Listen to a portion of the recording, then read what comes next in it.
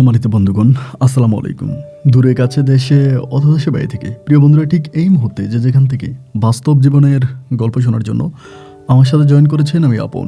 আর যে আপন জীবনের গল্পের 1150তম পর্বে আপনাকে বরাবর মতো স্বাগতম জানাচ্ছি। বন্ধুরা, আজ আমি আপনাকে শোনাবো বন্দনগরী চট্টগ্রামের ভাই মোহাম্মদ শামীম মোল্লার জীবনের হৃদয় কাঁপানো চরম প্রতারণামূলক এক বাস্তব জীবন কাহিনী। বন্ধুগণ, আজকের গল্পের টাইটেল বাবার বিয়ের অনুষ্ঠানে বউ সেজে হঠাৎ হাজির হলেন মেয়ে। কিন্তু কেন? এই গল্প শোনার পরে আপনি তাজ্জব হয়ে যাবেন। চট্টগ্রামের অদূরে এক ছোট্ট গ্রামের এক তাজ্জব বাস্তব জীবনের গল্প। আমি অনুরোধ করব সবাইকে শুরু থেকে শেষ পর্যন্ত চট্টগ্রামের ভাই শামীম মোল্লার জীবনের এই বাস্তব গল্প জুড়ে আপনারা আমার সাথেই থাকবেন এবং গল্প শেষে শামীম মোল্লাকে আপনার মতো করে একটা মন্তব্য কমেন্ট বক্সে লিখবেন। ধন্যবাদ সবাইকে। সুপ্রিয় বন্ধুগণ, আসসালামু আলাইকুম। আমার নাম মোহাম্মদ শামীম মোল্লা। আমার বাড়ি বন্দনগরী, চট্টগ্রাম। বন্ধুগণ, আমি আমার জীবনের গল্পটা শুরু করার শুরুতে আপনাদেরকে আমার পরিবারের বিষয়ে জানিয়ে রাখি। আমার পরিবারে আমি আছি, আমার বাবা আছে, মা আছে, এছাড়া রয়েছে আমার দাদা দাদি সহ আমার ছোট একটা ভাই আর ছোট একটা বোন। রয়েছে আমার বড় আরেকটা বোন। আমরা টোটাল 2 ভাই 2 বোন। আমাদের পরিবারটা চট্টগ্রাম শহরের অদূরে সবুজ শ্যামলে করা কোনো এক ছোট্ট মায়াবী গ্রামে এক নিম্ন মধ্যবিত্ত পরিবার। আমার বাবা পেশায় একজন মোল্লা, মানে মসজিদের ইমাম। আমি ছোটবেলা থেকে দেখে আসছি আমার বাবা আমাদের এলাকার মসজিদে ইমামতি করে। যদিও আমার বাবা আমার এলাকাতে সবচেয়ে সম্মানিত একজন মানুষ, কিন্তু অর্থের দিক দিয়ে আমরা অনেকভাবে গরিব হলে পরেও আমার পড়াশোনা বা আমার বড় বোন বা আমার ছোট ভাই বোনদের পড়াশোনা কখনোই থেমে থাকেনি। আমার আব্বা যদিও একজন মসজিদে ইমাম ছিলেন, অনেক কম টাকা বেতন পেতেন, তারপরেও আমার বাবা আমাদেরকে পড়াশোনা করাতেন খুব ভালোভাবে। আমাদের দিনগুলো ছোটোবেলায় কাটতে থাকে। এমন করতে করতে আমি মোটামুটি প্রায় অনেকটাই বড় হয়ে যাই। আমি বড় হওয়ার পরে আমার বড় বোন ওই মুহূর্তে সম্পূর্ণ যুবতী, বিয়ের বয়স হয়ে যায়। আমার বাবা তখন আরেকটা মসজিদের ইমামের সাথে আমার বড় বোনের বিয়ের দিন ধার্য করে। আমার এটুকুন মনে আছে, আমার বড় বোনকে বিয়ে দেওয়ার জন্য আমাদের পরিবারে কোনো রকমের টাকা পয়সা ছিল না, কিন্তু আমাদের গ্রামের মানুষ যার কাছে যা ছিল সে তাই নিয়ে আমার ওই বোনের বিয়েতে এগিয়ে আসে এবং সবার সাহায্য সহযোগিতায় আমার বোনের বিয়ে খুব ধুমধাম করে আনন্দ ফুর্তির মাঝে সম্পন্ন হয়। আমার বড় বোনের বিয়ের অনুষ্ঠান শেষ হওয়ার পরে আমি তখন পরিবারের বড় ছেলে। আমি তখন স্কুলে ক্লাস 9-এ পড়তাম। এখানে একটা বিষয় বলে রাখা ভালো, আমার বাবা চাচ্ছিল আমাকে মাদ্রাসা লাইনে পড়ানোর জন্য, কিন্তু আমার মা আর আমার বড় বোন চাচ্ছিল আমি স্কুলে পড়ি, কারণ আমার বাকি যে ভাই বোনগুলো আছে তারা সবাই মাদ্রাসা লাইনে পড়াশোনা করছে। তো আমার মায়ের কথা হলো যে সবাই মাদ্রাসায় পড়াশোনা করবে, এটা কেমন কথা, আমরা শামীমকে স্কুল লাইনে পড়াই। তা আমাকে তখন আমার মাই ইচ্ছে করে স্কুলে ভর্তি করায়। যদিও এই নিয়ে আমার নানা নানি বা আমার দাদা দাদি সবাই আমার আম্মার উপরে অনেক ক্ষিপ্ত, কেন আমার মা আমাকে স্কুলে ভর্তি করাইলো। সবাই যেহেতু মাদ্রাসায় পড়ছে, আমারও মাদ্রাসায় পড়াই দরকার ছিল, এমনটাই আমার আব্বা আম্মা মনে করতেছিল। যাই হোক, এরকম করে আমি আমার আব্বা হচ্ছে আমার দাদা দাদি মনে করতেছিলাম। এরপরে আমি মাদ্রাসায় পড়াশোনা করতাম এবং মাদ্রাসায় পড়াশোনা করতে করতে একটা পর্যায়ে আমি আপনার পাস করি, আপনার এসএসসি পাস করি এবং এসএসসিতে আলহামদুলিল্লাহ আমি খুব ভালো একটা রেজাল্ট করি। তো এসএসসি পাসের পরে আমি আমাদের এলাকারই একটা কলেজে ভর্তি হই। তা আমি না ছোটোবেলা থেকে দাড়ি রাখতাম, যদিও আমি স্কুলে পড়াশোনা করতাম, কিন্তু আমার বেশভূষ দেখে সবাই যে কেউ মনে করবে যে আমি মাদ্রাসায় পড়াশোনা করি। আমি অলওয়েজে পাঞ্জাবি পরতাম, শুধু স্কুলে যাওয়ার সময় আমি স্কুলের ইউনিফর্ম পরতাম। এছাড়া স্কুল থেকে আসার পরপরই আমি পাঞ্জাবি পায়জামা পরে ঘুরে বেড়াতাম, 5 ওয়াক্ত নামাজ পড়তাম। এলাকার মানুষের সাথে আমার একটা আত্মার সম্পর্কের মতো বিষয় ছিল। এরকম করে আমার শৈশবে আমি স্কুল জীবনটা শেষ করি এবং স্কুল শেষ করার পরে আমি তখন আমাদের এলাকার একটা কলেজে ভর্তি হই। তো আমার অনেক ইচ্ছা ছিল যে আমি চট্টগ্রাম শহরে ওখানে গিয়ে পড়াশোনা করব, কিন্তু আমার বাবার তো অতটা সামর্থ্য নাই। এই জন্য আমি তখন আমাদের এলাকারই একটা আপনার স্কুলে একটা কলেজে ভর্তি হই। সেখান থেকে আমি এইচএসসি পাস করি, ইন্টারমিডিয়েট পাস করি। ইন্টার পাস করার পরে বিশ্ববিদ্যালয়ে ভর্তি হব। তো আমাদের এলাকাতে তো আর কোনো বিশ্ববিদ্যালয় নাই, এবার তো আমাকে উচ্চ শিক্ষার জন্য চট্টগ্রাম শহরে যেতেই হবে, এছাড়া তো কোনো উপায় নেই।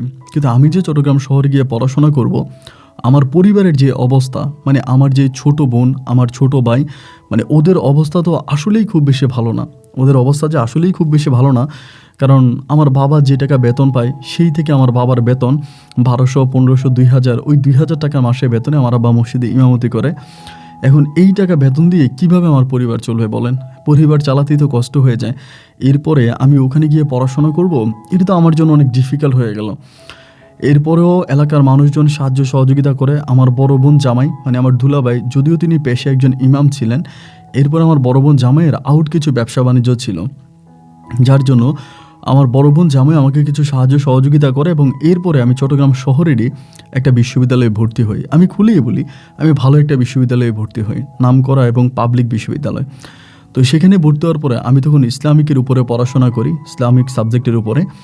তো সেখানে আমি অনার্স কমপ্লিট করি এবং অনার্স যে আমি পড়লাম 4টা বছর, এই 4-5টা বছর আমার জীবনে অনেক কষ্ট হয়েছে। আমার পরিবার থেকে আমাকে টাকার সাপোর্টটা অনেক কষ্ট করে দিয়েছে এবং আমিও নিজে আশেপাশে 2-1টা টিউশনি করতাম এবং টিউশনি করে বেশিরভাগ আমি আমার টাকা ম্যানেজ করতাম। এই বিশ্ববিদ্যালয়ে পড়া অবস্থায় আমার একেবারে ছোট যে বোনটা আছে, আমার বোনেরও বিয়ে ঠিক হয়ে যায়। আমার ছোট বোনটাকে আমরা তখন বিয়ে দিয়ে দিই। অ্যান্ড আমার যে ছোট ভাইটা ছিল ইমিডিয়েট, যেটা আমার ছোট ছিল, ওই ছোটো ভাইটা তখন একটা মসজিদের ইমামতির চাকরি করে, মানে আমার আব্বুর সাথে অন্য একটা মসজিদে ইমামতি করে। তো আমি তখন এলাকাতে চলে আসি, মানে আমার অনার্স শেষ হওয়ার পরে গ্র্যাজুয়েশন শেষ হলো, দেন আমি তখন এলাকাতে আসি এবং এসে বিভিন্ন কোম্পানিতে বা বিভিন্ন সরকারি দপ্তরে চাকরির জন্য দরখাস্ত করতে থাকি। কিন্তু ভাই, এই সমাজে সার্টিফিকেটের কোনো মূল্য নাই যদি না আপনার টাকা অথবা জনের পাওয়ার না থাকে। আমার বাবা ছিলেন পেশায় একজন ইমাম, যার বেতন সবশেষ হয়েছে 4,000 টাকা এবং আমার কোনো জন নাই, মানে আমার কোনো মামু নাই, খালু নাই, বা উপরে মহলে আমার কোনো লোকজন নাই। তো এই শহরে চাকরি পাওয়া আমার জন্য খুব কঠিন হয়ে গেল এবং আমি বিভিন্ন জায়গায় দরখাস্ত করি, চাকরির জন্য অ্যাপ্লাই করি। আমার সাথে যারা পড়াশোনা করেছে, আমি যদি ইসলামিক ইতিহাসে পড়াশোনা করেছি, তো সেখানে দেখা যায় চাকরিটা পাওয়াও একটু কঠিন বিষয় হয়ে যায় ওই সাবজেক্টের উপরে। এরপরেও যারা পড়াশোনা করেছে আমার সাথে, বাকিরা সবাই মোটামুটি এমনি সামনে টাকা পয়সা দিয়ে কোনো না কোনোভাবে চাকরি পেয়েছে। বাট আমি ভাই চাকরি পাইলাম না, আমার চাকরি হলো না। আমি অনেকভাবে চাকরির জন্য চেষ্টা করলাম, কোনোভাবে চাকরি পাই না। দীর্ঘ প্রায় 2টা বছরের মতো আমি শুধু চাকরি আর চাকরি করে হুন্য হয়ে চট্টগ্রাম শহরে ঘুরে বেড়াই। 2 বছর পর আমি খুব হাঁপিয়ে উঠছি। ওই সময় আমার আব্বা অনেকটা দুর্বল হয়ে গেল। আব্বা আগের মতো মসজিদে ইমামতি করতে পারে না। তখন ওরা মসজিদে আরেকজন ইমাম রাখে। আমার আব্বা তখন সম্পূর্ণ বেকার হয়ে পড়ে। বিশ্বাস করবেন, দাদা দাদির অবস্থাও তখন অনেক খারাপ, প্রতিদিনই ওদের মেডিসিন লাগে। আমার আব্বু অসুস্থ হয়ে যায়। এর ভিতরে আমার ছোট যে ভাইটা আছে, ও শুধুমাত্র ইমামতি করে, তার পাশাপাশি মাদ্রাসায় বাচ্চা পড়ায়। এই 2টা কাজ করে ও খুব কষ্ট করে পরিবার চালাতো। তখন নিজের কাছে লজ্জাই লাগতো। মাঝে মাঝে মনে হতো যে কেন পড়াশোনা করছিলাম, ভাইয়ের মতো যদি ইমাম হতাম তাও তো মসজিদে ইমামতি করতে পারতাম, মাস শেষে অন্তত কিছু টাকা হইলেও বেতন পাইতাম। এই জেনারেল লাইনে পড়াশোনা আমি কেন করলাম? নিজের প্রতি নিজের অনেক ঘৃণা জন্মায় গেল যে এইটা আমি কি করলাম এবং আমি ভবিষ্যতে কি করব। ভাই 2-2.5 বছর কেটে গেল, কোনো রকমের চাকরির কোনো সন্ধান পেলাম না এবং সর্বশেষ আমি তখন নিজের পকেট খরচ জোগাড় করার জন্য আমার এলাকাতেই টিউশনি করতে শুরু করলাম, যেটা আসলে বলার মতো কোনো ভাষা নাই। আমি টিউশনি করতাম। তো টিউশনি করতে করতে আমি বিভিন্ন জায়গায় বাচ্চা পড়াইতাম, ক্লাস 8, 9, 10 বাচ্চাও পড়াইতাম, মানে ছেলে মেয়েকে পড়াইতাম এবং বিভিন্ন বয়সী ছেলে মেয়েকে পড়াইতাম, বাসায় গিয়ে পড়াইতাম। এতে আমার সময়টাও কাটতো।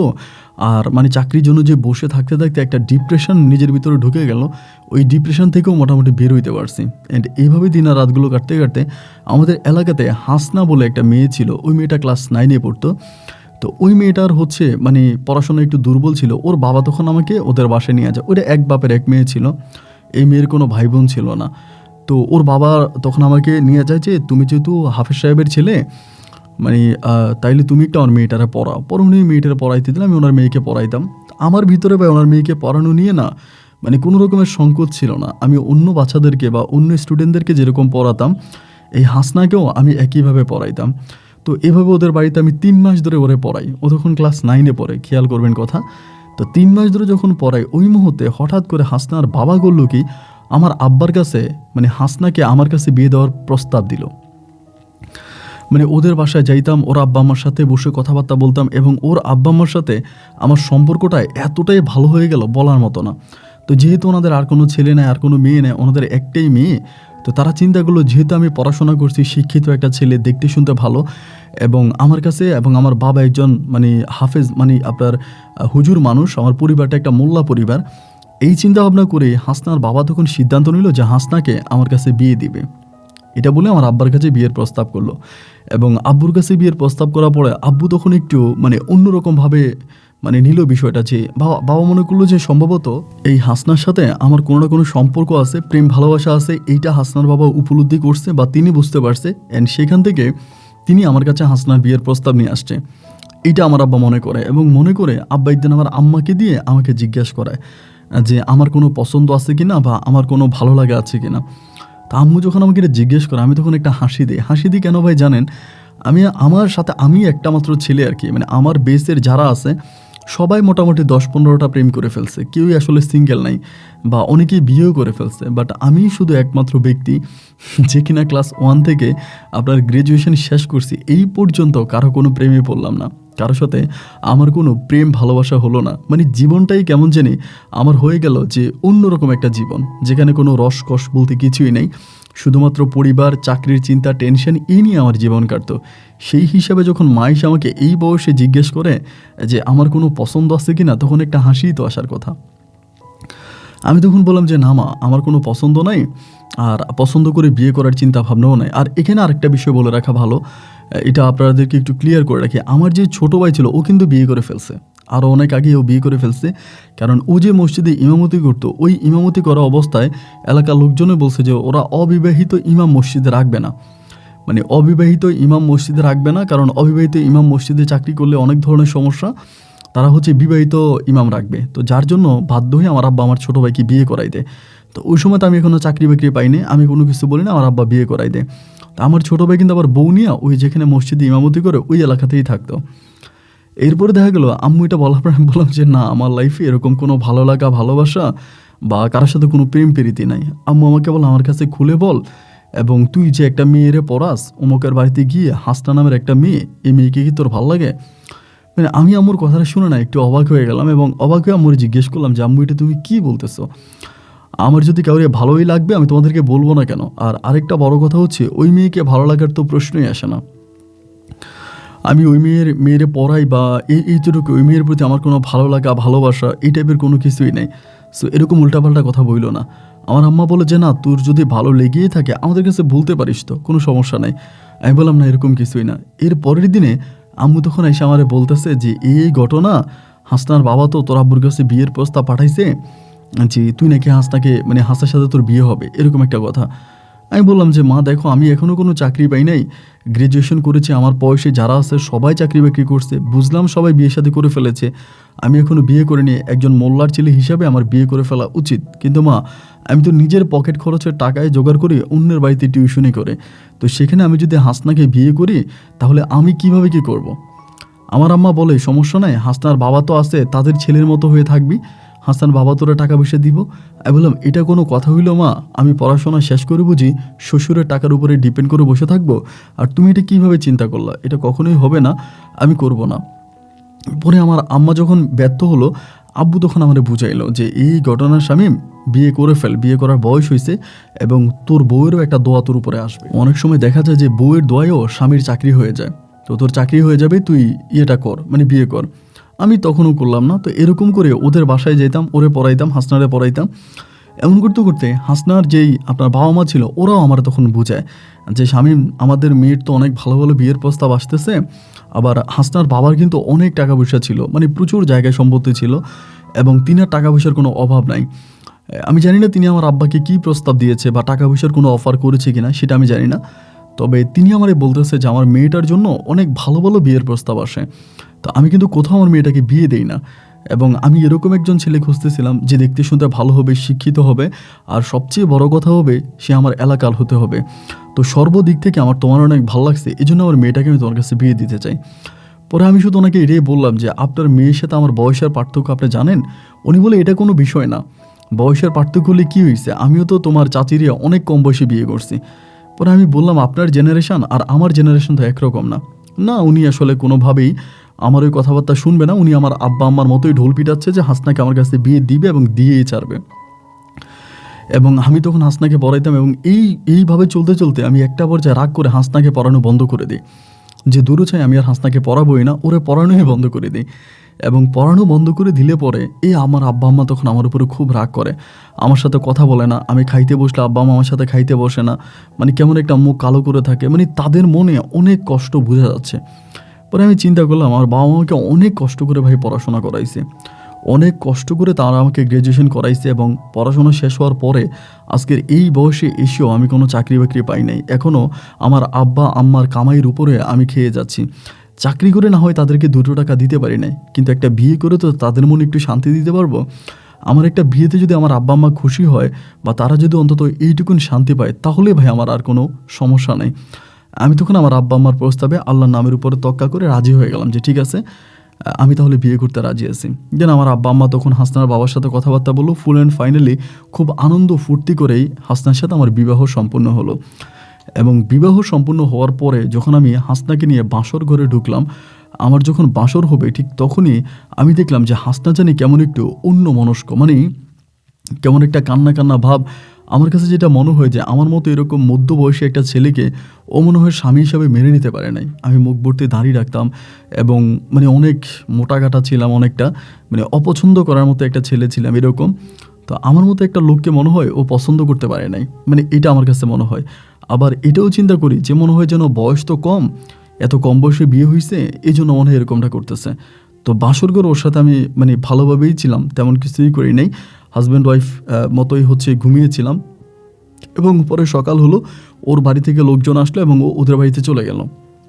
এবং ওদের বাড়িতে চলে যাওয়ার পরে এর 2 দিন পরে তো আমরা আবার যাব আড়াইয়া যেটাকে বলে, এবং সেখানে কি আমি বউ নিয়ে আসবো। কিন্তু সেখানে যাওয়ার পরে হাসনা আর আমার সাথে আসতে রাজি হচ্ছে না।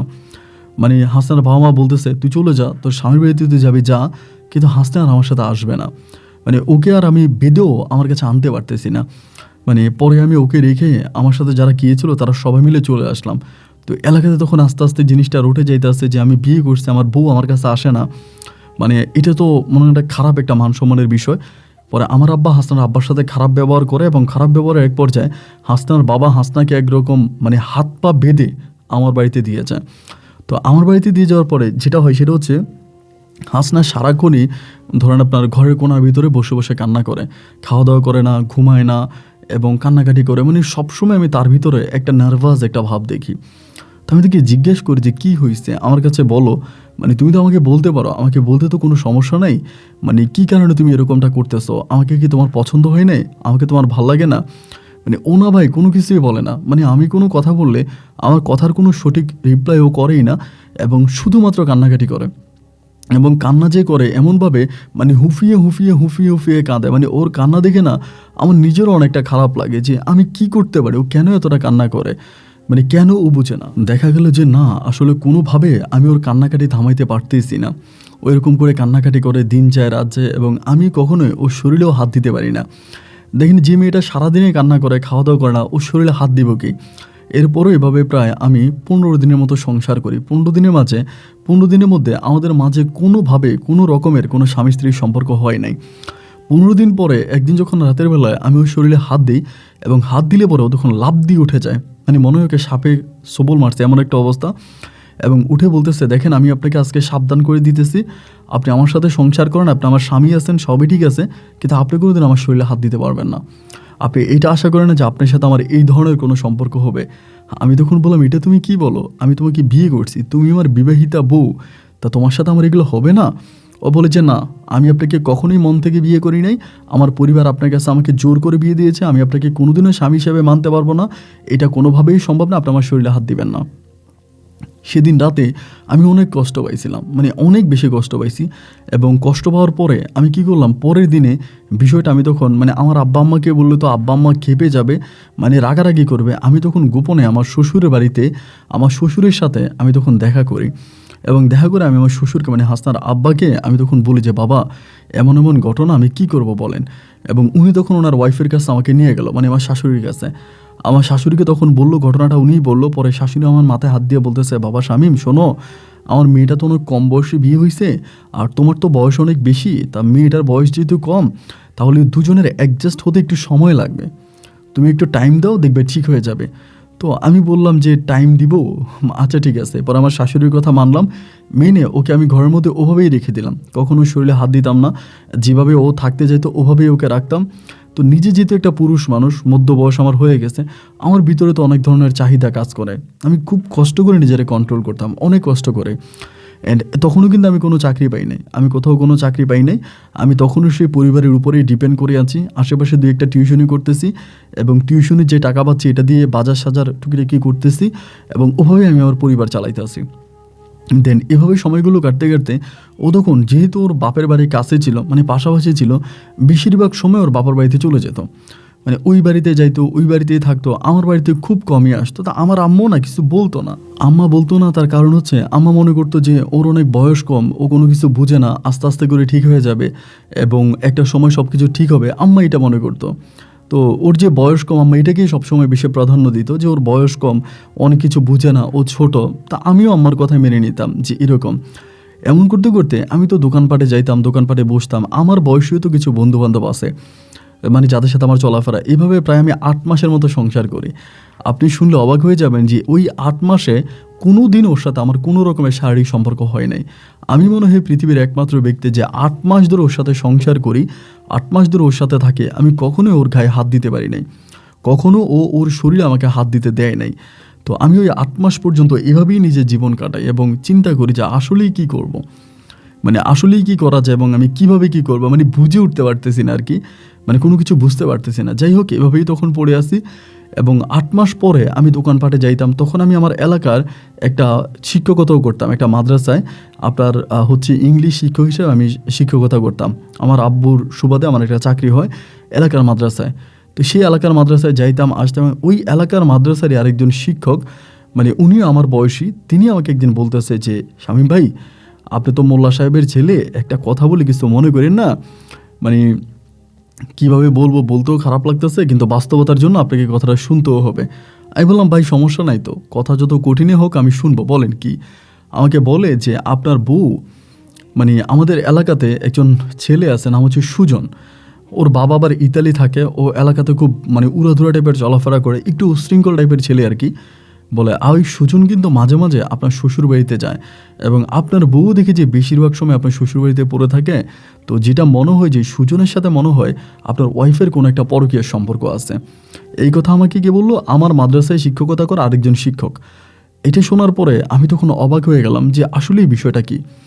এবং এইটা রিসার্চ করার জন্য আমি তখন আমার শ্বশুর বাড়িতে কথাবার্তা বললাম। তো আমার শ্বশুর শাশুড়িকে জানাইলে পরে ওরা বলতেছে, না আস্তাগফিরুল্লাহ, নাউজুবিল্লাহ, শামীম এটা তুমি কী বলতেছো, এরকম কিছুই না। ওই সুজন আমাদের ঘরে আসে, আমাদের টিভি টুবি ঠিকঠাক করে দেয়, আমাদের পরিবারে কোনো ছেলে নেই, ওই হিসাবে আসে যায়, এছাড়া আর কিছুই না।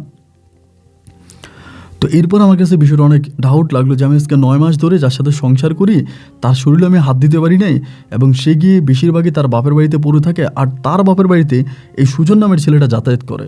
সব কিছু মিলিয়ে এই বিষয়টা তখন আমার কাছে অনেক ঘোলাটে মনে হলো যে না, এখানে কোনো না কোনো একটা সমস্যা আছে। এবার আমি তখন হাসনাকে মানে আপনার প্রেশার দিতে শুরু করি যে না, তুমি তোমার শ্বশুরবাড়িতে যেতে পারবা না, মানে তুমি তোমার বাপের বাড়িতে যেতে পারবা না, বাপের বাড়িতে কম যাবা, বিয়ে হয়েছে আজকে এত মাস, এত কেন বাপের বাড়িতে যেতে হবে, এত বাপের বাড়িতে যাওয়া ঠিক না, এত বেশি বাপের বাড়িতে গেলে মেয়েরা খারাপ হয়ে যায়, তুমি যাবা না, মানে ওরে আমি যাইতে দিই না। এইবারই ধরেন আস্তে আস্তে করেই সমস্যাগুলো দেখা দিতে শুরু হয়। এরপরেও আমার সাথে মানে কথায় কথায় ঝগড়া করে যে তুমি আমাকে আমার বাপের বাড়িতে যেতে দিবা না, আমি আমার বাপের বাড়িতে যাব না, এটা কী ধরনের কথা, তুমি আমার সাথে এরকমটা কেন করবা। মানে ও প্রচণ্ড রকমের ঝগড়া করে, ঝামেলা করে আমার সাথে, এবং এই ঝামেলা আমিও করি। তো আমার আব্বা আম্মা বুঝায় ওরে, হাসনা আর যে হাসনা, এটা তো ঠিক না। একটা পর্যায়ে আমি কিন্তু আমার আব্বা আম্মাকেও বিষয়টা বলে দিই যে ওর সাথে আমার কোনো স্বামী স্ত্রীর সম্পর্ক হয় না, ওর সাথে আমার কোনো শারীরিক সম্পর্ক হয় না, এটা আমি আমার আব্বা আম্মাকে বলি। তো আমার আব্বা আম্মাও তখন কী আর করবে বলেন, তাদের তো আসলে কিছু করার নাই। তারাও তাদের মতো করে দুঃখ করে যাচ্ছে যে হাই রে, আমার ছেলেটার জীবন এরকম হয়ে গেল। মানে আমার আব্বা আম্মা অনেক দুঃখ করে। তো এমন করে আমি তখন হাসনাকে বোঝাচ্ছিলাম যে হাসনা, তুমি বুঝতে চেষ্টা করো, এরকমটা করো না, এবং তুমি তোমার বাপের বাড়িতে থাকো, লোকজনে খারাপ বলে, তুমি একজন মোল্লা পরিবারের বউ, তুমি তো ওভাবে পর্দা করে চলতে হবে। ও ভাই প্রচুর বেপর্দায় চলাফেরা করতো, মানে একেবারে ওয়েস্টার্ন স্টাইলের চলাফেরা। ওদের ঘরের মধ্যে স্টার জলসা ছিল নাম করা আপনার চ্যানেল, সবসময় ওইসব সিনেমায় ও দেখে বেড়াইতো বা ওগুলোই করতো। তা আমি আর কি বলবো, ধরুন আমার জায়গায় তো আমি আর কোনো কিছুতেই ওরে করতে পারি না বা ওরে ঠিকই রাখতে পারি না। অ্যান্ড এক পর্যায়ে দেখা গেল যে এরকম করে সময়গুলো কাটতে কাটতে একটা পর্যায়ে ওর বাবা আমারে বললো যে শামীম, তুমি এভাবে ওরে ছেড়ে দিও না, একটু শাসন করো।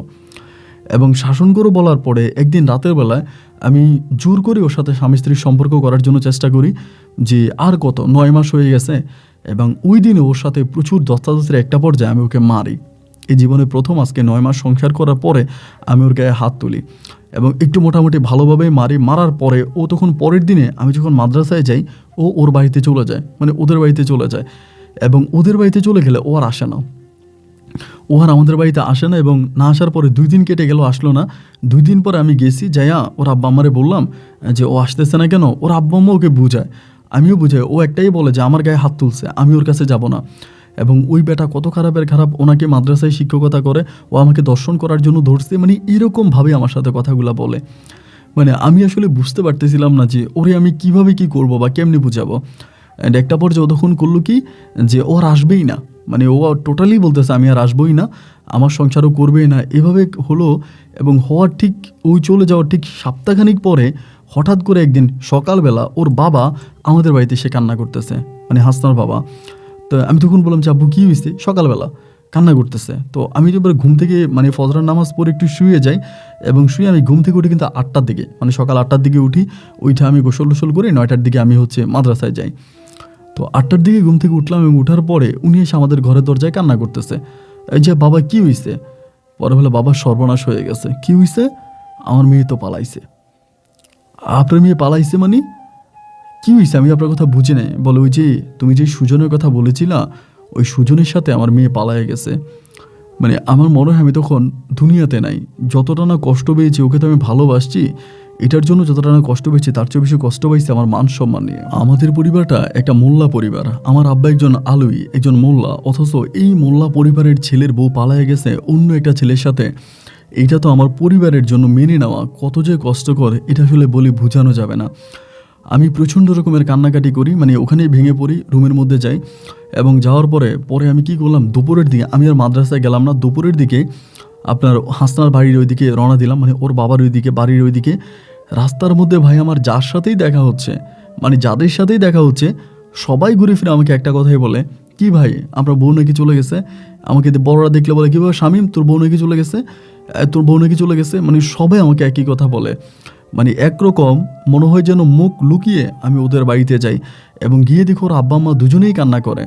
এবং ওদের বাড়ির যে অন্য অন্য মানুষরা আছে, মানে সবাই ওদের বাসায় আছে, সবাই কান্নাকাটি করে। ও ঘরের মধ্যে ব্যাগপত্র, কাগজপত্র, ওর যা কিছু আছে সব নিয়ে ওই ছেলের সাথে পালায়ে গেছে।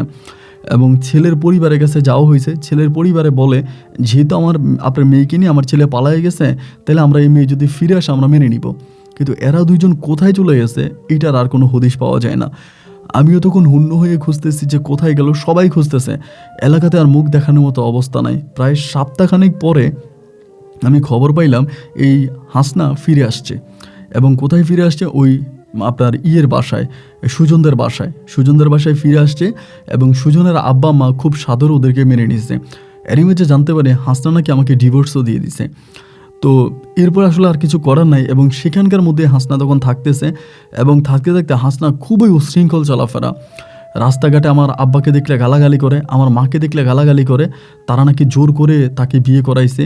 এবং আমি তখন জানতে পারি, ওই মুহূর্তে জানতে পারি আমার সাথে সম্পর্ক হওয়ার আগে, মানে আমার সাথে বিয়ে হওয়ার আগেও নাকি ওই সুজনের সাথে হাসনার প্রেমের সম্পর্ক ছিল, যেটা আমি বা আমার পরিবারে কোনো লোকজন জানতামই না। কিন্তু ওরা, মানে হাসনা বলতেছে আমরা নাকি জেনে শুনেই অর্থের লোভে পড়ে, টাকার লোভে পড়ে, ওর বাবার সম্পত্তির লোভে পড়ে ওরে আমরা বিয়ে করায় নিয়ে আসছি। তো ভাই রাস্তাঘাটে মুখ দেখাইতে পারি না, যার কাছে যাই, যেখানেই যাই, সবাই আমাকে একটা কথাই বলে, কি ব্যাপার শামীম মোল্লা, তোমার বউ নাকি সুজনের সাথে চলে গেছে, তোমার বউ নাকি সুজনের সাথে সংসার করতেছে। আর ও তো মনে করেন রাস্তাঘাটে আমাকে দেখলে মানে পারনা যে জুতো খুলে আমাকে মারবে। সবার কাছে বলে খারাপ কথা বলে আমার সম্বন্ধে, আমি এটা করছি, ওর সাথে ওইটা করছি, রাতের বেলায় এটা ওইটা বলে। এবং এরকমভাবে ও বলতে শুরু করে, ভাই বলতে খুব খারাপ লাগে। মানে আমি এটা জীবনে কখনো করি নাই, আল্লাহ সাক্ষী, যে ও মানুষের কাছে বলতেছে যে আমি নাকি রাতের বেলায় নেশা করে ওকে ধরতাম, মানে নেশা করে ওর সাথে শারীরিক সম্পর্ক করার চেষ্টা করতাম। তা কোনো দিনও কিন্তু আমি ওর উপরে জোর খাটাই না, খালি একদিন জোর খাটিয়েছি, এর পরের দিনও চলে গেছে। ও সবার কাছে বলে আমি নেশা করতাম, নেশা করে এসে ওরে ধরতাম। সবাই আমাকে মনে করে আমি হুজুর, আমি মোল্লা বাড়ির ছেলে, আমি মোল্লা, কিন্তু আসলে মূলত আমি একজন নেশাখোর। এমন করতে করতে এলাকাতে আর মুখ দেখাইতে পারি না ভাই। এলাকাতে এই কথাগুলো এমনভাবে রটে গেছে যে কারোর সামনে যেতে পারি না। মানে একটা পর্যায়ে আমি তখন রাগ করে, অভিমান করে, আমার এক বন্ধু চাকরি করতো চট্টগ্রামে, ও আমার মতোই একটু মধ্যবিত্ত ফ্যামিলির ছেলে ছিল, ওরও কোনো চাকরি হয় নাই, ও একটা কিন্ডার গার্ডেনে চাকরি করতো। আমি একদিন বাড়ি থেকে রাগ করে আমার আব্বা আম্মা কাউরে কোনো কিছু না বলে, ভাই ছোটো ভাইটাই কাউরে কিছু না বলে আমি আমার ব্যাগপত্র নিয়ে ওই হাসনা যেরকম পালিয়ে গেছে, একদিন আমিও এরকম ঘুটঘুটে রাতের অন্ধকারে বাড়ি থেকে পালিয়ে চলে আসি। এবং বাড়ি থেকে পালিয়ে এসে আমি তখন চট্টগ্রামে আমার ওই বন্ধুর মেসে উঠি, এবং মেসে ওঠার পরে কান্নাকাটি করি, মানে কিচ্ছু ভালো লাগে না, কান্নাকাটি করি। আমার বন্ধু আমারে বোঝায়, তুই মন খারাপ করিস না, ভাগ্যে যা আছে তাই হবে, এবং তুই তো জানিসই আল্লাহ তাআলা যা করে অবশ্যই ভালোর জন্য করে। তো ওর এখানে পড়ে আসছে, এবং পড়ে থাকতে থাকতে তেমন কোনো মানে কিছু করতে পারি না, চাকরির জন্য খুঁজে বেড়াই, চাকরিও পাই না। একটা পর্যায়ে আমার ওই বন্ধু আমাকে অফার করলো, তুই একটা কাজ কর, আমি যে কিন্ডার গার্ডেনে চাকরি করি, তুই তো তোর এলাকায় মাদ্রাসায় শিক্ষকতা করছিস, তোর তো একটা ভালো অভিজ্ঞতা আছে, আমি আমার মাদ্রাসা মানে আমার ওই কিন্ডার গার্ডেনের প্রিন্সিপালের সাথে কথা বলে আমি ওখানে তোরে চাকরি দিয়ে দিই, তুই ওখানে চাকরি কর। তো আমি বললাম, দেখ এটা আমার কাছে ভালো লাগে না। ও বলে, সমস্যা নাই, তুই আপাতত এটা শুরু কর, এরপরে ভালো কিছু পাইলে ছেড়ে দিবি। আমি বললাম ঠিক আছে, তাহলে তোর কথাই মানলাম। পরে ওর কথা মেনে আমি তখন ওখানে চাকরি নিলাম, ওই কিন্ডার গার্ডেনে চাকরি নিলাম। বেতন ভাই 8,000 টাকা, 8,000 টাকা বেতন। আপনি বুঝেন, একটা মানুষ যদি 8,000 টাকা বেতন পায়, 8,000 টাকা তো ঢাকা মানে আপনার চট্টগ্রাম শহরে থাকা খাওয়াই চলে যায়। 8,000 টাকা দিয়ে তো একটা মানুষ মানে খেয়ে পরে বাঁচতে পারে না। তো আমার স্যালারি হচ্ছে 8,000, এবং 8,000 টাকার মধ্যে আমাকে চলতে হবে। তো আমিও আর কী করবো, ওই 8,000 টাকা বেতনের উপরেই পড়ে আসি, যে ঠিক আছে ওইখানে কি টাকা চাকরি করি। তো চিন্তা করলাম যে আশেপাশে কোনো রকমের মানে কোনো মানে বাচ্চা টাচ্চা পাওয়া যায় কিনা পড়ানোর জন্য, বা যদি দু একটা টিউশনই করতে পারি তাহলে হয়তো একটু আউটসোর্সিং হবে, বা আউটে কিছু ইনকাম করতে পারবো এরকম।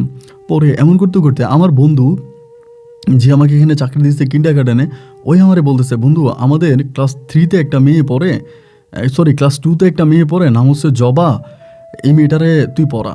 এই মেয়েটা আগে যে মাস্টারের কাছে আগে একটা মহিলার কাছে পড়তো, এখন ওই মহিলাটা চলে গেছে, মেয়ের মা আমারে ধরছে পড়ানোর জন্য, আমার তো অনেকগুলো টিউশনই আছে, আমি তো আর যেতে পারবো না, তুই মেয়েটারে পড়া, মেয়েটা ভালো আছে, ক্লাস 2-তে পড়ে। তা আমি কিন্তু মেয়েটারে চিনতাম, অনেক সুন্দরী ছিল, মানে ছোট্ট আর কি, অনেক সুন্দর। তো আমি বললাম যে এই মেয়েটাতে আমি ফ্রিতে পড়াবো, মানে ও যদি আমার টাকা নাও দেয় তাহলে আমি তোরে ফ্রিতে পড়াবো, আমার সমস্যা নাই। পরে আমার ওই বন্ধু আমাকে বললো, বাসার ঠিকানা দিল, বাসার অ্যাড্রেস দিল। একদিন বিকালবেলা আমি মাগরিবের পর ওদের বাসায় গেলাম, এবং বাসায় যাওয়ার পরে একজন মহিলা দরজা খুলে দিল, দেখতে শুনতে অনেকটা ভালো ছিল। আমি সালাম দিলাম, বললাম এটা কি জবাদের বাসা? বলে হ্যাঁ, আপনি কি মাস্টার শামীম মোল্লা? আমি বললাম জি। বলে আসেন, ভিতরে আসেন। ভিতরে গেলাম, আমি ড্রয়িং রুমে বসলাম। ও তখন করলো কি, একটা মানে মেয়েটারে ডাক দিল, মেয়েটা তখন আসছে, আমাকে সালাম দিল, গিয়ে আমার এখানে মানে পড়তে বসছে। তো এদিন প্রথম আমি ওরে পড়াইতেছি। তো আমি বললাম যে যিনি আমার দরজা খুলে দিল উনি কে? বলে উনি আমার আম্মু। তা আমি বললাম যে মাশাল্লাহ ভালো, ওর আম্মু দেখতে শুনতে অনেকটা ভালো ছিল। পরে ওরা আমি পড়াইলাম, পড়াইয়া ওই দিন সে আমাকে মানে ওর মা আমাকে অনেক খাবার দাবার দিল। তো এরকম করে করে আমি তখন মানে দিনে ওখানে শিক্ষকতা করি, এবং মাগরিবের পরে জবারে পড়াই, আরেকটা টিউশনি করতাম, মানে টোটাল মানে 2টা, এইটা সহ 3টা টিউশনি করতাম। একটা সকালবেলা করতাম, এরপরে মাদ্রাসায় পড়াইতাম, বিকেলবেলা একটা টিউশনি, এবং মাগরিবের পরে জবারে পড়াইতাম। জবাদের বাসা থেকে আমি তখন এসে ঘুমিয়ে পড়তাম। তো এখন জবারে পড়াইতে পড়াইতে আমি প্রায় 1.5 মাসের মতো ওরে পড়াই। কিন্তু একটা বিষয় আমি বুঝলাম না, যে ওদের বাসায় আমি কখনো কোনো পুরুষ মানুষ দেখি না, যে কোনো পুরুষ মানুষ এই বাসায় আসে না, এবং জবা একাই থাকে বেশিরভাগ সময় দেখতাম, এবং ওর মা জব করে কোথায় জানি, এরকমভাবেই চলতেছিল। পরে আমি একদিন জবারে জিজ্ঞেস করি, আমাদের ওই কিন্ডার গার্ডেনে, জবা তোমার আব্বু নাই? এটা জিজ্ঞেস করি। ও তখন আমাকে বলে, না না স্যার, আমার আব্বু নাই। তাই আমি বললাম, কেন তোমার আব্বু নেই কেন? বলে তা জানি না, আমি আমার আব্বুকে কখনো দেখি নাই। তাই আমি বললাম, তোমার আব্বুর কোনো স্টোরি বা তোমার আব্বুর কোনো কিছু তুমি জানোই না? বলে না, আমি কিছু জানি না। পরে ওদের বাসায় যাইতাম, এবং এরকম করে ওর মা আমাকে নাস্তা দিত, খাবার দিত। মাঝে মাঝে রাতের বেলা যদি ভালো মন্দ রান্না হতো, মানে ভালো মানের খাবার রান্না করলে রাতের বেলা আবার খাবার দিত। তো আমি আবার রাতের বেলায় খাবার খেয়ে আসতাম। মানে মোটামুটি সব কিছু মিলিয়ে না ওনাদের সাথে আমার একটা ভালো সম্পর্ক হয়ে যায়, খুব একটা মধুর সম্পর্ক হয়ে যায়। অ্যান্ড এরকম করতে করতে আমি তখন জবার আম্মা জেরিন, ওনার নাম হচ্ছে জেরিন আফা। তো আমি যে জেরিনকে জিজ্ঞেস করলাম, বললাম যে আফা কিছু মনে করবেন না, মানে উনি আমার বয়স থেকে একটু কম হবে এরকমই, ওনারা মনে হয় খুব বড় বয়সে বিয়ে হয়েছে, যেহেতু জবা তার বড় মেয়ে, এই জন্য আর কি। পরে আমি বললাম যে আমি আসলে একটা বিষয় বুঝতেছি না, যে আপনি মানে আপনার হাজব্যান্ড আসে না এই বাসায় এসে? ওনাকে যখন জিজ্ঞেস করলাম, পরে আমি জানতে পারলাম যে ওনার হাজব্যান্ড মূলত ডিভোর্স হয়ে গেছে, মানে ওদের ডিভোর্স হয়ে গেছে। ওনার হাজব্যান্ড ভালো মানুষ ছিল না, খুব চরিত্রহীন ছিল, খারাপ ছিল, এবং একটা পর্যায়ে মানে ওনাদের সাথে ডিভোর্স হয়ে যায়, এরপর উনি জবাকে নিয়ে আলাদা থাকে। পরে আমি বললাম, তাহলে আপনার আব্বা আম্মা? পরে বলে, আমি ডিভোর্স হয়ে যাওয়ার পর আমার আব্বা আম্মার কাছে গিয়েছিলাম, কিন্তু আমার আব্বা আম্মা আসলে মানে আমাকে ওভাবে মেনে নেয় নাই, এবং আব্বা আম্মা খুবভাবে হচ্ছে আমাকে বাসা থেকে একরকম বের করে দেয়, কেন আমি হাজব্যান্ডের কাছ থেকে চলে আসছি, কেন আমি হাজব্যান্ডকে ডিভোর্স দিছি। এই জন্য তারা আমাকে ওই বাসায় আর নেয়নি, যার জন্য আমি ওই বাসা থেকে চলে আসছি। এখন আমি আমার মেয়েকে নিয়ে সেপারেট এখানে আছি, ভালো আছি। পরে আমি বললাম যে ঠিক আছে। তো এরই মাঝে কিন্তু আমার ওই হাসনার সাথে আর কোনো যোগাযোগ নাই, বাড়ির সাথে কোনোই যোগাযোগ নাই, আব্বা আম্মার সাথেও কোনো যোগাযোগ নেই। আমি মোবাইল ফোনের নাম্বারটাই পুরো চেঞ্জ করে ফেলছি, যে আমি তো ওই মানে হাসনাকে বিয়ে করতে চাই না, কেন জোর করে আমাকে বিয়ে করাইলো। এই জন্য আমি পরিবারের সাথে রাগ করে যোগাযোগ বন্ধ। তো এদিক দিয়ে আমি তখন এই জেরিনের সাথে কথাবার্তা বলি। পরে তিনি আমাকে বলে যে হ্যাঁ এমন এমন ঘটনা, তো আপনি আমার বাসায় আসেন, আমার ভালো লাগে, এটা সেটা অনেকভাবে সে আমাকে তার বাসায় নিয়ে যেত, আমি যাইতাম। তো এরকম করে বেশ কয়েকদিন তার বাসায় যাওয়ার পরে একদিন সে আমাকে হঠাৎ করে একটা অফার দিল। অফারটা শুনলে আপনি অফার না ঠিক, তার সে একটা সাহায্য চাইলো আমার কাছে।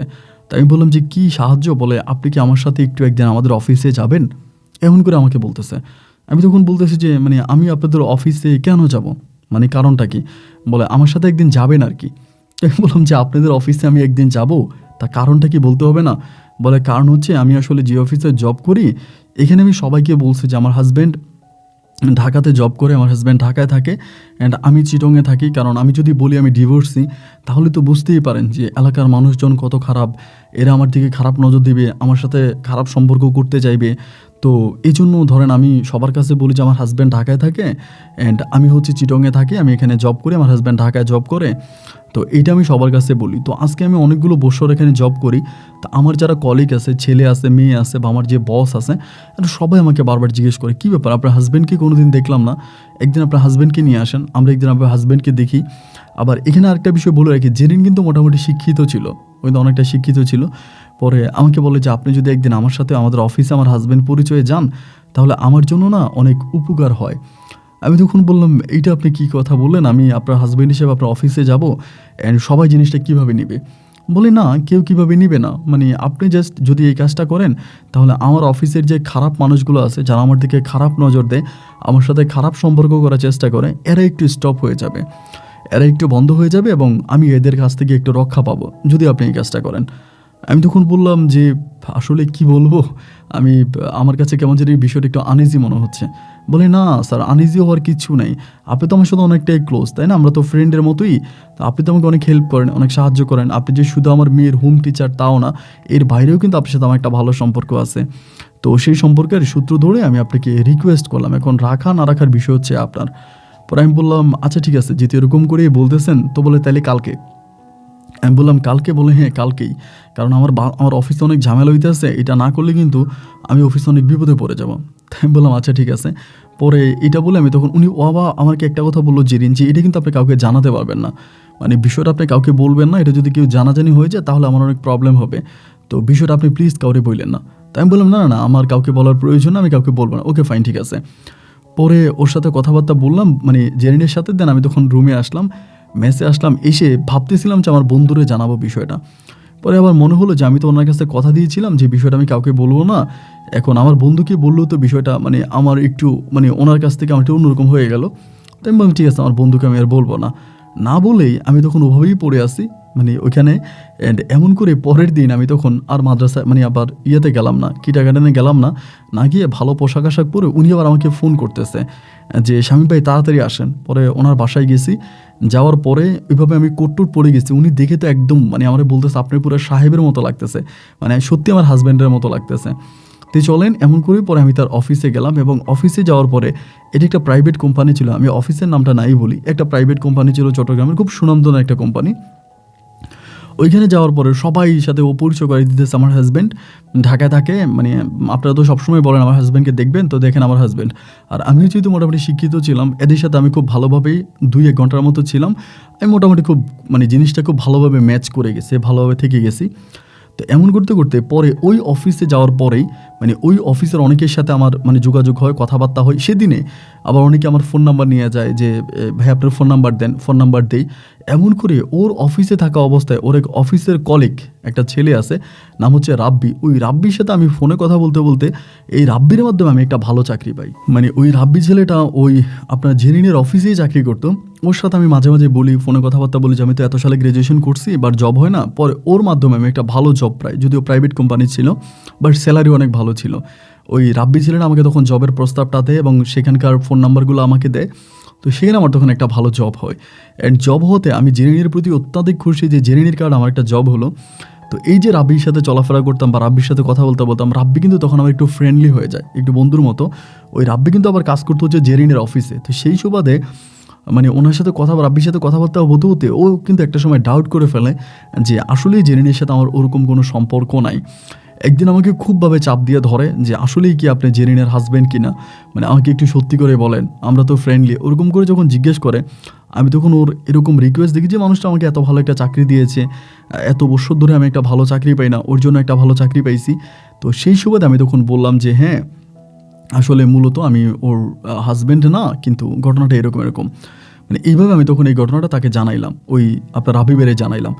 এবং রাব্বি ভাই আমার কাছ থেকে বিষয়টা জানার পরে রাব্বি ভাই এই কথাটা 2-1 দিনের ভিতরে ওদের অফিসের যে বস আছে বা যারা আছে সবার কাছে বিষয়টা বলে দেয়। এবং সবার কাছে বলে দেওয়ার পরে হঠাৎ করে জেরিন আমাকে ফোন দিয়ে জিজ্ঞেস করে যে, আবার কিন্তু জেরিন জানতো যে রাব্বির মাধ্যমে আমার চাকরি হয়েছে। পরে জেরিন আমাকে বলে যে, আমাকে তখনও স্যারে ডাকতো যে স্যার আপনি এটা কীভাবে করতে পারলেন। আমি কিন্তু তখন কিন্ডারগার্টেনে চাকরি ছেড়ে দেয়, কিন্ডারগার্টেনে চাকরি করি না। এবং ওর মেয়ে জবারে যে পড়াইতাম, ওর মেয়ে জবারও আমি আর পড়াই না। পরে আমার বলতেছে, স্যার এটা আপনি কীভাবে করতে পারলেন, আমি আপনাকে এত বিশ্বাস করতাম, এত ভালোবাসতাম, এবং আপনি বিশ্বাসের ঘরে কেমনে ছুরি মারলেন, আপনি এটা কীভাবে করলেন, আপনি কেন পারলেন, আপনি কেমনে। আমি বললাম যে না আসলে কি জানো, আমি ওকে খুব ফ্রেন্ডলি বিষয়টা বলছিলাম, বাট আমি না বুঝতে পারি না যে ও বিষয়টা এভাবে সবাইকে জানাই দিবে বা বিষয়টা এরকম হবে। পরে আমার বলতেছে না না না আপনি কাজটা অনেক খারাপ করছেন, এবং সত্যিকার অর্থে আমি মনে অনেক আঘাত খাইছি, কাজটা আপনি ভালো করেন নাই। ও খুব রাগ করছে, মানে এতটাই রাগ করছে বলার মতো না। পরে এই ঘটনার কয়েকদিন পরেই, আপনার প্রায় 15-16 দিন পরে, ওদের অফিসের যে বস ছিল, যে জিনিসটা হলো যে বস ওর দিকে খারাপ নজর দেওয়া শুরু করছে, জেরিনের দিকে খারাপ নজর দিতে শুরু করছে। এবং ও আমাকে ফোন দিয়া বলে যে এখন তো বস আমার সাথে এগুলো করতেছে, আমার দিকে খারাপ নজর দিচ্ছে, আমার সাথে খারাপ সম্পর্ক করার ট্রাই করতেছে, মানে আমি এখন কি করব, আমি না বুঝতে পারতেছি না, আমার ভালো লাগতেছে না, আমি এটা করবো, আমি ওইটা করবো। মানে ওদের অফিসের যে বস, ওই বসের কথা বলতেছে। তা আমি কিন্তু ওদের অফিসের বসকে কখনোই দেখি নাই, বা এরকমভাবে ও বলতেছে। পরে আমি বললাম যে আসলে কী করবো, আমাদের কান্নাকাটি করে, এবং একটা সময় বলে আমি যদি আমার ইজ্জত বাঁচাতে না পারি তাহলে আমি আত্মহত্যা করব। আজকে এত বছর হলো আমি আমার হাজব্যান্ডকে ছেড়ে দিয়েছি, আমার হাজব্যান্ড আমার নাই, এবং হাজব্যান্ডকে ছেড়ে দেওয়ার পরে আমি তো খুব ভালোই ছিলাম, কেন আপনাকে আমি আমার অফিসে নিয়ে গেলাম, এবং আমার অফিসের কলিগদের সাথে পরিচয় করে দেওয়ার জন্যই তো আজকে আমার জীবনে এমন দুর্দশা নেমে আসছে। আপনি নিজের স্বার্থটা বুঝলেন, সেলফিশের মতো আমার সাথে অফিসে গেলেন, যাওয়ার পরে নিজের চাকরির ফয়দা করে নিলেন, এরপরে আপনি আমার সাথে এরকম বেইমানি করলেন। মানে খুব কঠিনভাবে আমার সাথে খারাপ কথা বলতেছে। এবং ও বলে ওর বস যদি ওকে সত্যি কোনো, মানে ও যদি বসের সাথে শারীরিক সম্পর্ক না করে ওর চাকরি চলে যাবে, এমন একটা অবস্থা। মানে আমিও না বুঝতে পারি না যে আমি কী করবো। অ্যান্ড এইভাবে সময়গুলো কাটতে কাটতে ঠিকই একটা পর্যায়ে হঠাৎ করে চাকরি ছেড়ে দিল, মানে জেরিন চাকরি ছেড়ে দিল। এবং চাকরি ছেড়ে দেওয়ার পরে ওর তখন মানে বাসা ভাড়া, থাকা খাওয়া অনেক কষ্ট হয়ে যায়, নিজে চলতে পারে না, বিভিন্ন জায়গায় চাকরির জন্য অ্যাপ্লাই করে। ওই যেখানেই বুঝেন তো একটা সুন্দরী মেয়ে যেখানেই চাকরি চায় সেখানে, মানে চাকরি দেওয়ার আগে তার শরীর চায়, এমন একটা অবস্থা। তো মানে কোথাও কোনো চাকরি হয় না। অ্যান্ড আমি তখন মানে খুবভাবে বলি যে, মানে নিজেকে নিজে চিন্তা করি যে আজকে তো আমার জন্য ওর চাকরিটা চলে গেল, এবং সত্যি কথা বলতে গেলে ওর জন্যই আমার একটা ভালো চাকরি হলো। তো সেখানে আমি মাঝে মাঝে ওদের বাসায় এইটা ওইটা নিয়ে যেতাম, ওর বাসায় আমি খাবার দাবার নিয়ে যেতাম, কাপড় চোপড় নিয়ে যেতাম, বাসা ভাড়া দিতাম, এগুলো করতাম। এভাবে প্রায় 2 মাস কেটে যায়। এবং 2 মাস পরে একদিন হঠাৎ করে বাসার দারোয়ান আমাকে নিচে আটকায় ফেলে। আমাকে আটকায় বলতেছে যে আমাদের বাড়িওয়ালা বলছে আপনাকে উপরে না যাইতে দেওয়ার জন্য, আপনি উপরে যেতে পারবেন না। মানে আমি তো তখন অবাক, কেন উপরে যেতে পারবো না। পরে বাড়িওয়ালার সাথে কথা বলেন, বাড়িওয়ালার নাম্বার দিলাম, আমি তখন ফোন দিলাম, ফোন দিয়ে বললাম যে কী ব্যাপার, আমি তো আমার ফ্রেন্ডের বাসায় যেতে যাচ্ছিলাম, তো আপনি আমাকে যেতে দিচ্ছেন না কেন। উনি আমাকে ডিরেক্টলি বলে যে এটা কোনো পতিতালয় না, আমার এই বাসাটা কোনো পতিতালয় না, আমি একজন আলেম মানুষ, আমি হচ্ছে হজ করেছি, তো আপনি এইভাবে একটা একটা ডিভোর্সি নারীর ঘরে যাবেন, তার সাথে শারীরিক সম্পর্ক করবেন। আমি বললাম আস্তাগফিরুল্লাহ, এটা আপনি কী বলতেছেন, আমি কেন তার সাথে শারীরিক সম্পর্ক করব। ও আসলে একটু অসহায়, আমাকে সাহায্য করতেছি। বলে হ্যাঁ বুঝি তো কেমন সাহায্য করেন, আপনার মতো ছেলেরা কী ধরনের সাহায্য করতে পারেন আমার জানা আছে। আমি ওই মহিলাকেও বলে দিছি যে নেক্সট টাইম যদি আপনাকে যদি উনি বাসায় অ্যালাউ করে তাহলে ওকে আমি বাসা থেকে বের করে দিব। আর আমি দারোয়ানকেও বলে দিছি যাতে আপনাকে কোনোভাবেই উপরে যেতে না দেয়। আমি সেখানে দাঁড়ায় তখন বাড়িওয়ালার লাইনটা কেটে তখন আমি জেরিনরে ফোন দিলাম, ফোন দিয়ে বললাম জেরিন তুমি কিছু জানো। বলে হ্যাঁ জানি। বাড়িওয়ালা আমাকে ফোন দিয়ে এটা বলছে, আমাকে বলছে বাসা ছেড়ে দিতে, অন্যথায় আপনি যাতে আমার বাসায় না আসেন। আমি তখন বললাম জেরিন তুমি একটু বের হও, আমরা একটা রেস্টুরেন্টে বসি। পরে ও বাসা থেকে বের হয়েছে, বেরোয়ার পর আমি একটা রেস্টুরেন্টে বসলাম। ও প্রচণ্ড কান্না করতেছে, এবং কান্না করতে করতে মানে এতটাই কান্না করতেছে যে আমি রেস্টুরেন্টে মানে অন্য অন্য মানে যারা খাবার খাচ্ছে, যারা কাস্টমার আছে, এরা ওর দিকে তাকায় আছে। পরে আমি রেস্টুরেন্ট থেকে বের হয়ে ওখানে একটা পার্কে গেলাম এবং পার্কে বসে ওরে আমি এই প্রথম ও ধরেন আমার কাঁধের উপরে মাথা রাখলো এবং আমার কাঁধে মাথা রাখার পরে আমি যেন একটা শান্তির ছোঁয়া খুঁজে পেলাম। মানে আমার ভিতরে জানি হঠাৎ করে কেমন এই জিনিসটা কাজ করলো যে এই মেয়েটার জন্য তো আমি অনেক কিছু পাইছি এবং আমার জন্য তো মেয়েটা অনেক কিছু হারাইছে। তো যাই হোক, যেহেতু আমি ওর মানে ভুয়া হাজব্যান্ড হিসেবে ওর অফিসে গিয়ে ওর চাকরিটা খেয়ে ফেলছি, তাহলে আমি ওর রিয়েল হাজব্যান্ড হিসেবে ওর লাইফে যাব। মানে এই চিন্তা ভাবনাটা তখন আমার মাথায় আসে এবং মাথায় আসার পরে আমি যেটা করলাম, আমি ওই সেদিনে তাকে প্রস্তাব করে ফেললাম যে জেরিন, আমি যেভাবে তোমার অফিসে অভিনয় করতেছিলাম, আমি সেই অভিনয়টাকে বাস্তবে রূপ দিতে চাই। ও তখন আমার দিকে তাকিয়ে বলতেছে, বাস্তবে রূপ মানে? আমি বললাম, আমি তোমাকে বিয়ে করে সংসার করতে চাই, আমি আর সবার কাছে তোমাকে ডিভোর্সি নারী হিসেবে রাখতে চাই না। ও আমাকে বললো, আপনি কি জানেন যে আমার একটা বাচ্চা আছে? আমি বলি, তুমি আরেকটা কথা শুনলে অবাক হয়ে যাবা, আমার একটা বউ ছিল। এই প্রথম আমি আমার পারিবারিক বিষয়গুলো তাকে জানাই। ও তখন বলে, আপনার বউ ছিল মানে? আমি বললাম, হ্যাঁ, আমার একটা বউ ছিল, কিন্তু আমার বউটা এই ঘটনা মানে আমার পরিবারে যে ঘটনাগুলো ছিল আর কি, আমার পার্সোনাল বিষয়গুলো আমি তখন জেরিনের সাথে শেয়ার করি এবং জেরিনও কান্না করতে করতে আমাকে বলে যে ঠিক আছে, আপনি যদি আমাকে বিয়ে করতে চান তাহলে তো আমার আর কোনো সমস্যা নেই। ওই দিন আমি তখন বাড়িওয়ালাকে ফোন করি এবং বাড়িওয়ালাকে সাক্ষী করে জেরিনের বাসায় একটা কাজী ডেকে 5 লক্ষ টাকা কাবিনে আমি সেদিন সন্ধ্যার সময় জেরিনকে বিয়ে করি এবং সেখানে বাড়িওয়ালা উপস্থিত থাকে এবং বাড়িওয়ালা উপস্থিত থেকে সে অত্যাধিক খুশি হয়। তিনি বলে, আলহামদুলিল্লাহ, শুনে আমারও ভালো লাগলো যে আপনারা পর্দায় আসছেন বা আপনারা ভালোভাবে থাকতে পারেন। এটা খারাপ যে এরকম একটা ডিভোর্সি নারীর ঘরে আপনার মতো একটা যুবক ছেলে আসেন। তো আলহামদুলিল্লাহ, এরপরে ও আর আমি একসাথে থাকতে শুরু করতাম এবং জেরিন আর তখন চাকরি করতো না। জবা তখন ওই কিন্ডারগার্টেনেই পড়তো। তো ওই কিন্ডারগার্টেনের সবাইও জানতে পারছে, আমার ওই কিন্ডারগার্টেনের যে বন্ধু ছিল ও জানতে পারছে এবং যারা অন্য অন্য শিক্ষক ছিল তারাও জানতে পারছে যে জবার আম্মা জেরিনকে আমি বিয়ে করছি। তো সবাই বিষয়টাতে অনেক খুশি এবং জবা যে স্কুলে পড়তো সেখানেও সবাই ওকে খুব ভালোভাবে দেখে। এমন করে মানে জেরিনকে বিয়ে করার প্রায় আপনার 3 মাসের মাথায় আমার একটা প্রমোশন হয়, অনেক ভালো লেভেলের একটা প্রমোশন হয় এবং প্রমোশন মানে ডাবল প্রমোশন হয়ে যায় আর কি। আমার স্যালারি অনেক বেড়ে যায়, আমি যে পরিমাণের স্যালারি পাইতাম তার ডাবল স্যালারি পাচ্ছি। আলহামদুলিল্লাহ, সব কিছু ভালো। এবার আমি আস্তে আস্তে আমার পরিবারের সাথে যোগাযোগ করি, আমার আব্বুর সাথে, আমার আম্মুর সাথে। তো আমার আব্বু আম্মু আমাকে আর গ্রহণ করে না। মানে তাদের কথা হচ্ছে, কেন এত বছর আমি তাদের সাথে যোগাযোগ রাখি নাই। আমি আমার বাড়িতে পর্যন্ত গিয়েছিলাম মানে আমার পরিবারের সাথে ঠিক হওয়ার জন্য। আসলে আমার আব্বা আম্মা আমাকে আর মেনে নেয় নাই। মানে তাদের কথা হচ্ছে, এত বছর তারা আমারে খাওয়াইছে, পড়াইছে, পড়াশোনা করাইছে, আমার জন্য এত কিছু করছে, এরপরে আমি কেন তাদের মনে কষ্ট দিয়ে আমি চলে আসলাম ঢাকাতে মানে চট্টগ্রামে। এরপরে তাদের সাথে বহু বছর কেন যোগাযোগ করলাম না। তারা আমার সাথে খুব অভিমান করে আছে এবং সেই অভিমানে আমি ওর পরিবারের সাথে যোগাযোগ করি না। আমি চট্টগ্রামেই পড়ে আসি, আমার জেরিনকে নিয়েই আসি এবং জবা পড়াশোনা করতেছে। আমার সংসারটা না ভাই অনেক সুখের একটা সংসার হয়ে গেল। যে শারীরিক শান্তিটা আমি 1 বছরে আমার বউ হাসনা মানে আপনার হাসনার কাছে পাই নাই, সেটা কয়েক মুহূর্তের মাঝে আমি জেরিনের কাছে পেয়েছি। এবং স্বামী স্ত্রীর সম্পর্কের মাঝে যে এত সুখ, এত শান্তি, এটা না আমি কখনোই বুঝি নাই। আলহামদুলিল্লাহ, আমার কাছে মনে হয় যেন পৃথিবীতে বসে আমি স্বর্গের স্পর্শ পাচ্ছি। এইভাবে জেরিনের সাথে আমার প্রায় 1.5 বছরের মতো সংসার কাটে। 1.5 বছরে জেরিনের ঘরে কোনো সন্তানাদি হয় না এবং কেন হয় না এটা আল্লাহই ভালো জানে, কোনো সন্তানাদি হয় না। 1.5 বছর পরে একদিন হলো কি, আপনার এই সংসার করতেছি তার 1.5 বছর পরে, 1.5 বছরেই পরে একদিন সন্ধ্যার দিকে বৃষ্টি পড়তেছিল। বৃষ্টিমুখর এক সন্ধ্যায় হঠাৎ করে জেরিন একটা প্রাইভেট কার থেকে নামলো। আমি তখন বারান্দায় বসে আছি, আমাদের বাসাটা 3 তলায় ছিল, 3 তলায় বারান্দায়। তো জেরিন প্রাইভেট কার থেকে নামলো এবং প্রাইভেট কার থেকে নামার পরে একটা বয়স্ক লোক, মানে চুলগুলো সাদা দেখা যাচ্ছে, তিনি পাশ থেকে নেমে একটা সাথী গাড়ি থেকে বের করে জেরিনকে দিল। মানে ঘুরে ঘুরে বৃষ্টি পড়তেছে, জেরিন মানে প্রাইভেট কারের এক পাশে নামলো, উনি অন্য পাশ থেকে সাথীটা মানে ধরে সাথীটা মেলে জেরিনের হাতে দিল, তখন তিনি আবার গাড়িতে উঠে গেল। মানে এই দৃশ্যটা জাস্ট আমার চোখে পড়ছে এবং চোখে পড়ার পরে তখন ও তো কোনো জব করে না, কত চাকরি করে না, মাঝে মাঝে বলে ফ্রেন্ডের বাসায় যাব, এখানে যাব, ওইখানে যাব, এইটা বলে মাঝে মাঝে বাসার বাইরে যাইতো। কিন্তু এই দৃশ্যটা দেখে আমাকে খুব মর্মাহত করেছে, মানে অনেক কষ্ট পাইছি। তো আমি ওরে কিছু বলি নাই, ও বাসায় আসছে, চিন্তা করলাম কোনো কিছু বললে ও ভাববে আমি ওকে ডাউট করি, ওকে সন্দেহ করি, মানে বিষয়টা আমার কাছে মানে বিষয়টা তো খারাপভাবে নিবে।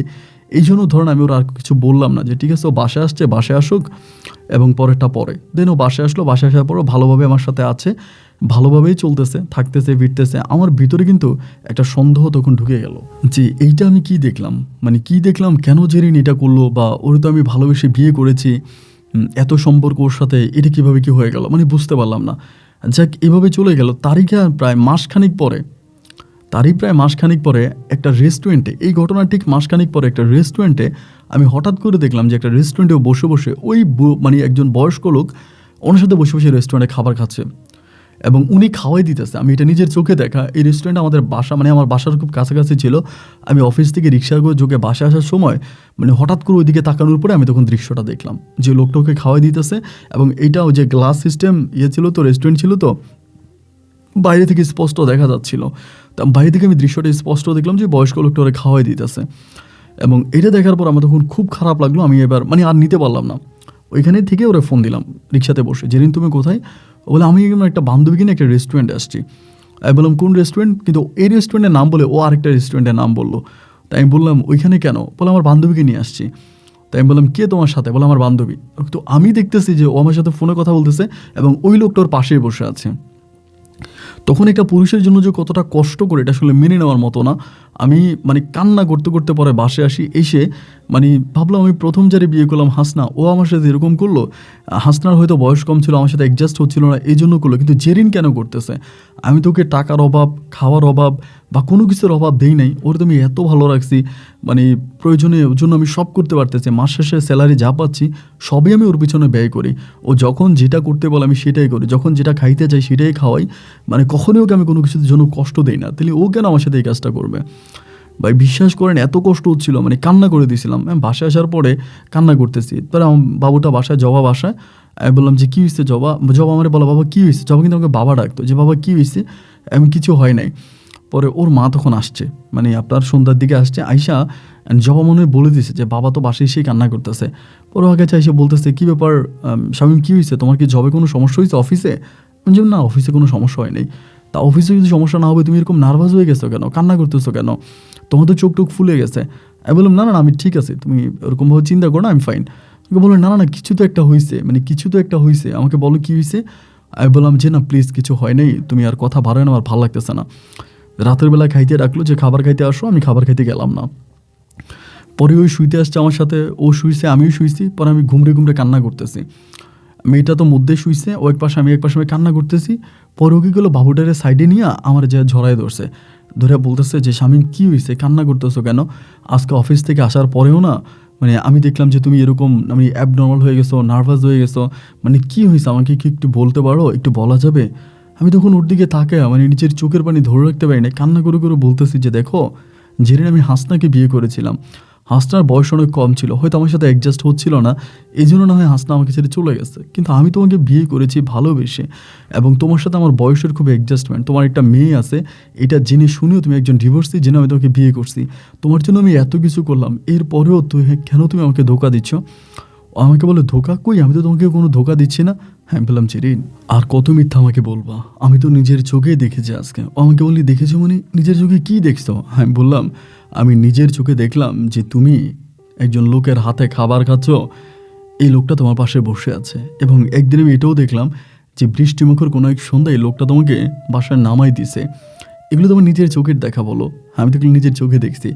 ও তখন আমার দিকে তাকিয়ে বলে বাহ, তুমি যেটা দেখেছো আমাকে কি একটাবার জিজ্ঞেস করতে পারলা না যে লোকটা কে ছিল? কী জিজ্ঞেস করবো বলো, আমি তো নিজের চোখেই দেখলাম। ও বলে আচ্ছা তোমার কাছে লোকটাকে কী মনে হয়? আমি বললাম আমার কাছে কী মনে হবে? তুমি নিজেকে নিজেই প্রশ্ন করো যে আমার কাছে কী মনে হতে পারে। ও বলে আচ্ছা তোমার কাছে ওনাকে কী মনে হয় আমি একটু জানতে চাই। বললাম অবশ্যই মনে হয় যে তোমার হয়তো সুগার ডেডি। ও তখন আমাকে বলে হ্যাঁ ডেডি ঠিক আছে, তবে সুগার ডেডি না। আমি বললাম মানি? বলে এটা আমার জন্মদাতা পিতা। আমি বললাম মানি? আরে কি বলছো কি তুমি, তুমি পাগল হয়ে গেছো? ও বলে কেন, প্রেম করার জন্য ঢাকা চিটং শহরের ছেলের অভাব? কত সুন্দর সুন্দর হ্যান্ডসাম ছেলে আছে, বড়লোকের ছেলে আছে, শিল্পপতি আছে। আমি ওদের সাথে প্রেম ভালোবাসা না করে, ওদের সাথে রেস্টুরেন্টে না গিয়ে এরকম আমার বাবার বয়সে একটা লোককে নিয়ে কেন রেস্টুরেন্টে যাব? এটা কি তুমি বুঝো না? আমি বললাম আমি না বুঝি না, আমি বুঝতে চাই। ও বলে জানো আমি একটা বিষয় না তোমার কাছে হাইড করছিলাম, তোমার কাছে লুকাইছিলাম, কিন্তু বিষয়টা মনে আমার কাছে লুকানো ঠিক হয় না। আমি আজকে তোমাকে বিষয়টা খুলে বলে, আসলে হাজব্যান্ড ওয়াইফের মাঝে কোনো কিছু লুকাই তো রাখতে নাই। আমি বললাম কি? ও আমাকে বলে তুমি আমাকে যে লোকটার সাথে দেখেছো ওনার নাম হচ্ছে জামশেদ সাহেব, এবং তিনি আমার জন্মদাতা পিতা, এবং তিনি চট্টগ্রাম শহরের নামকরা একজন বিজনেসম্যান, অনেক বড় একজন ব্যবসায়ী। আমি বললাম ভালো কথা। ও বলে জানো, মানে এই লোকটা আমার আম্মাকে বিয়ে করে এবং বিয়ে করার পরে ওনার চরিত্র ভালো ছিল না। ওনার বিভিন্ন মেয়েদের সাথে পরকীয়া ছিল, বিভিন্ন মেয়েদের সাথে উনি খারাপ কাজ করতো, ভালোবাসতো, বিভিন্ন বিয়ে করতো, এটা করতো এটা করতো। উনি যে কতগুলো বিয়ে করেছে তার কোনো হিসাব নাই, কত মেয়ের জীবন উনি নষ্ট করছে এইটার কোনো হিসাব নাই। উনি এমন দুর্চরিত্র খারাপ টাইপের একটা লোক ছিল। এবং আমার মা এই জিনিসগুলো নিতে না পেরে একটা সময় আমাকে বুকে করে ওই ঘর থেকে চলে আসে। ওই পরিবার থেকে আমার আম্মা চলে আসে, চলে এসে আমার আম্মা সেকেন্ড বিয়ে করে। এবং আজকে আমি যাকে বাবা করে ডাকতেছি তিনি হচ্ছে আমার সৎ বাবা, আর ওই জামশেদ সাহেব হচ্ছে আমার প্রকৃত বাবা। আমি তো বললাম মানি, আমি বললাম তোমার বাবা এত বড়লোক হওয়ার পরেও কেন তুমি তোমার জীবনটাকে এভাবে দুঃখে দুঃখে কাটাইলা, কেন তুমি তোমার বাবার আশ্রয় নিলে না, বাবার কাছে গেলে না? ও বলে না, আশ্রয় নিয়ে নেই, বিষয়টা এরকম না। উনি আসলে আমার সাথে বেশ কয়েক বছর যোগাযোগ রাখে নাই, অনেক বছর উনি দেশের বাইরে ছিল, আমার সাথে যোগাযোগ করে নাই। এবং একটা পর্যায়ে উনি আস্তে আস্তে আমার সাথে যোগাযোগ করতে শুরু করে, এবং উনি যখন যোগাযোগ করে তখন আমিও যোগাযোগ করি। আর এই বিষয়টা আমি ভাবছিলাম তোমাকে বলবো, কিন্তু মানে এভাবে বলতে চাই না। ভাবছিলাম যে একদিন আমি ডিরেক্টলি ওনাকে তোমার সামনে নিয়ে আসবো, বা তোমাকে আমি ওনার সামনে নিয়ে যাবো, তুমি ওনার সাথে সরাসরি কথা বলবা, তাহলে তোমার ভিতরে এই মানে খারাপ জিনিসগুলো যে কাজ করে এগুলো কেটে যাবে। আমি তখন বললাম দেখো, ওনার সামনে যাওয়ার আমার কোনো প্রয়োজন নাই। এই যে লোকের চরিত্র এত খারাপ তার সামনে গিয়ে তার সাথে কথা বলার কোনো ইচ্ছা আমার নাই। তবে জেরিন, আমি খুব অবাক হলাম যে তুমি এরকম একটা বিষয় আমার কাছে লুকাইলা। ও বলে আসলে লুকাইতে চাই নাই, একটা দিন তোমাকে বলতে চাইছিলাম। তো আমি কোনো একদিন আমাদের বাসায় দাওয়াত দিব? আমি বললাম না না না, আমাদের বাসায় দাওয়াত দেওয়ার প্রয়োজন নাই, আমাদের বাসায় দাওয়াতের প্রয়োজন নাই, যেমনি আসতে এমনি রাখো। পরে আমি বললাম না, উনি তো বাসায় আসতে চায়। আমি যেমন না, বাসায় আইনো না, এভাবেই তুমি থাকো, বাসায় আনার দরকার নাই। এরপরে আবার ভাই সব কিছু ঠিক হয়ে গেল, মানে পরিস্থিতি আবার সব ঠিক হয়ে গেল। অ্যান্ড এইভাবে আমি তাকে রাখতেছি, খাওয়াইতেছি, পড়াইতেছি, ওর মতো করে ঘুরতেছে। ওর ভিতরে যে আমার একটা সন্দেহ ছিল, এই সন্দেহটা কিন্তু তখন আমার কেটে গেল। আমার ভিতরে আর কোনো সন্দেহ নাই, মানে ও ভালো, আমি এটা বুঝে গেলাম। এবং এইভাবে প্রায় আরও 4 মাসের মতো কাটছে, আরও 4টা মাস মধ্যে কেটে গেল। অ্যান্ড 4 মাসের ভিতরে আমি ওর ভিতরে অনেক অস্থিরতা একটা ভাব দেখতাম, কেমন যেন একটু অস্থির ভাব। তো আবার এই 4 মাসের মধ্যে কিন্তু ও অনেক দামি দামি জিনিস ব্যবহার করতো। ধরেন দামি স্বর্ণের চেন, হাতের ব্রেসলাইট, তারপরে কানের দুল, মানে দামি দামি ড্রেস আপ, দামি দামি মোবাইল ফোন। আমি বলতাম যেগুলো তোমাকে কে দেয়? বলে আমার আব্বু দেয়। উনি আমাকে দেয়, আমি নিতে চাই না, বাট উনি জোর করে দেয়। তো ও আমাকে অনেকবার বলছে ওনার সামনে যাওয়ার জন্য, বাট আমি ওনার সামনে যাইতাম না। এইভাবে প্রায় 4 থেকে 4.5 মাস পরে একদিন হঠাৎ করে আমাকে বলতেছে যে আমার আম্মু না জবার জন্য কান্না করতেছে, জবারে আমার আম্মুর কাছে পাঠিয়ে দিই, কটা দিন আম্মুর কাছে থাকুক। তাই আমি বললাম ঠিক আছে, তোমার মেয়ে পাঠাও। এই বলে ও তখন জবাকে ওর আম্মুর কাছে পাঠিয়ে দেয়, মানে ওর আব্বু আম্মুর বাসায় পাঠিয়ে দেয়, ওইখানেও জবা থাকে।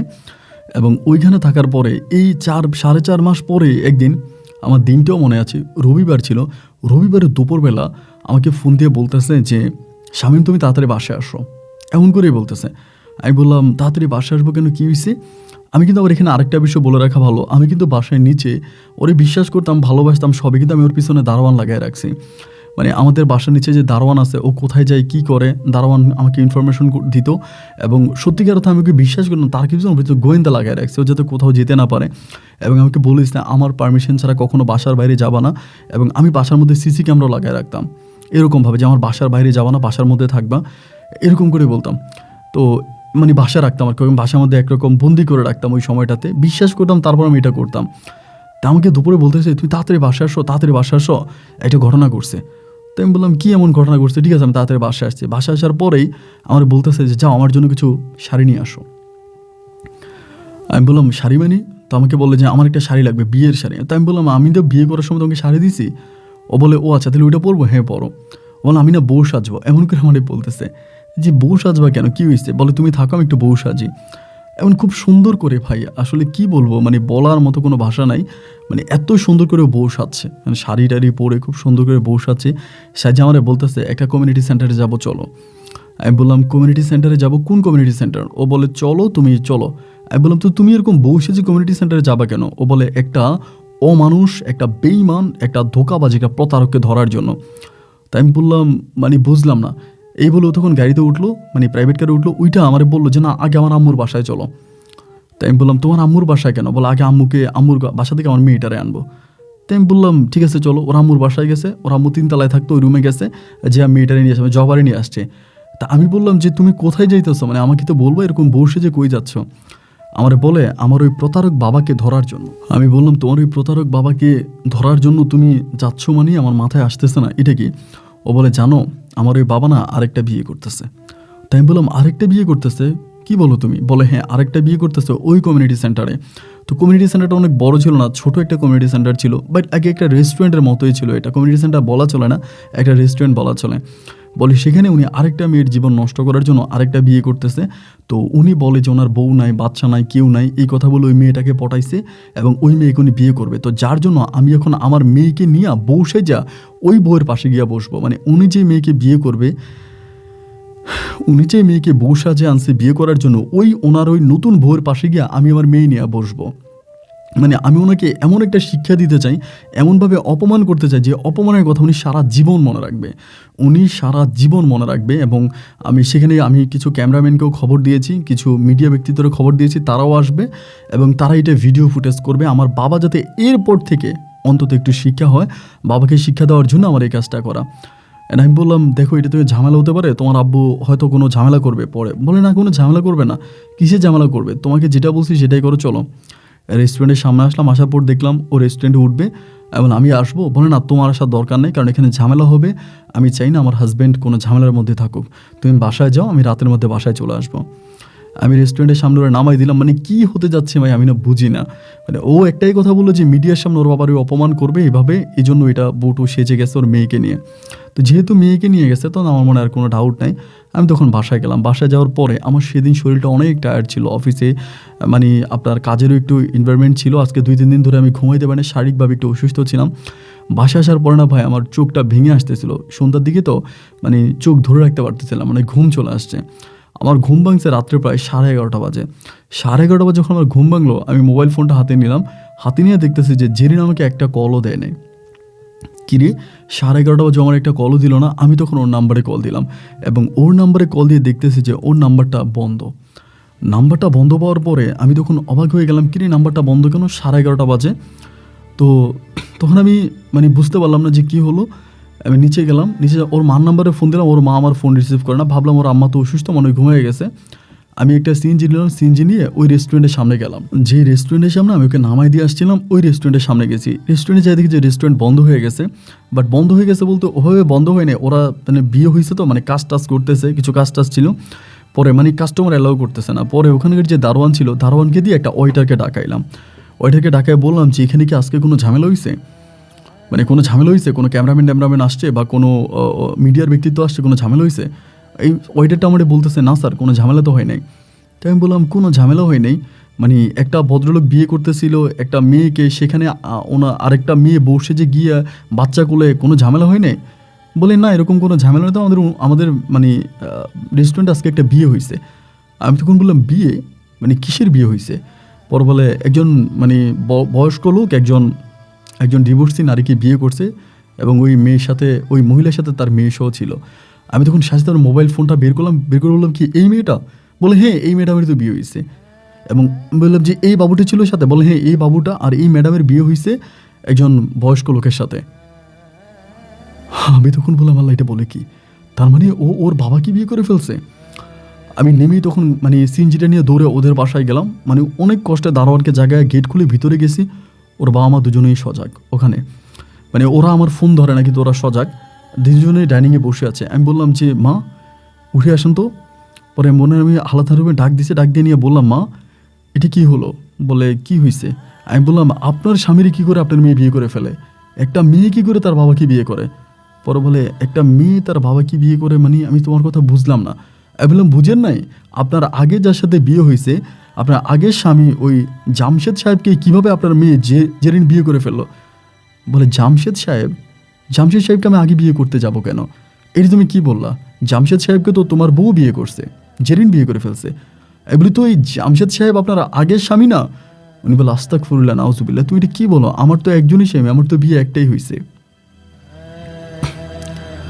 আমি তখন বললাম তাহলে এই জামশেদকে? বলে জামশেদকে তোমার বউ বিয়ে করছে। আমি বলে মোরও এখন কোথায়? বলে কোথায় আমি জানি না, ওই মোবাইল ফোন বন্ধ করে দিছে। আমি অনেক বকাঝোকা করছি, আমি অনেক গালাগালি করছি, তারপর মোবাইল বন্ধ করে দিছে। আমার মনে হয় আমি এখানে ঢুলে পড়ে যাবো। মানে আমি ধারে থাকতে পারতেছিলাম না, দু পায়ের উপরে হিটে কি ওইখানে বসে আমি চিৎকার করে কান্না করতে শুরু করলাম, মানে পাগলের মতো হয়ে গেলাম। ওই বাসা থেকে ওর মা বললো তুমি এখন বাসা থেকে চলে যাও, ওর বাবা রেগে আছে। আমি বাসা থেকে নেমে আমার বাসায় আসলাম। এর পরের দিন থেকে আমি জেরিন আর আমার সন্তান জবারে খুঁজতে শুরু করলাম। কখনো ঢাকায়, কখনো চিটংয়ে, এখানে সেখানে। প্রায় 1 সপ্তাহ খোঁজাখুঁজির পরে জানতে পারলাম যে ওরা দুবাইতে চলে গেছে। ভাই আপনি বিশ্বাস করবেন কিনা জানি না, আমি দুবাইতে পর্যন্ত যাওয়ার প্ল্যানিং করছি। আমি দুবাইতে গিয়ে জেরিনের সামনে যাব, আমি ওকে জোর করে নিয়ে আসবো, কারণ আমাকে ভালোবাসো আমার বউ। কিন্তু একটা পর্যায়ে জানি ওরা দুবাইতে শুধু হানিমুন করার জন্য গেছে এবং দুবাই থেকে তারা কানাডায় চলে গেছে এবং জেরিন কানাডায় সেটেল হয়ে গেছে। আর জামশেদ সাহেব যিনি ছিলেন, ওনার বিশাল ব্যবসা বাণিজ্য আছে, কানাডাতেও আছে, বাংলাদেশেও আছে এবং তিনি একজন নামকরা প্রতিষ্ঠিত ব্যবসায়ী। তো ওর সাথে জেরিন কানাডাতে সেটেল হয়ে গেছে এবং এখনও জেরিন ফেসবুকে ওর মেয়েকে নিয়ে ছবি আপলোড করে, মাঝে মাঝে ওর হাজব্যান্ডকে নিয়ে ছবি আপলোড করে। অনেকেই কমেন্ট করে দেখি যে এটা কি আপনার বাবা, আপনার বাবার বয়সী? ও বলে না, এটা আমার হাজব্যান্ড। আসলে মানে আমি কি বলবো, আমার বলার মতো কোনো ভাষা নেই। আমার জীবনটা এমনভাবে হয়ে গেল, আমি পাগল হয়ে গেছি ভাই, মানে পাগল হয়ে গেছি। আমি যে চাকরিটা করতাম, একটা পর্যায়ে আমি চাকরিটাও কন্টিনিউ করতে পারলাম না। দীর্ঘ প্রায় 3 মাসের মাথা তখন চাকরিটা চলে গেল। আমার চাকরিটা চলে যাওয়ার পরে আমি পাগলের মতো বাড়িতে গেলে আব্বা আম্মা আমাকে জায়গা দেয় না।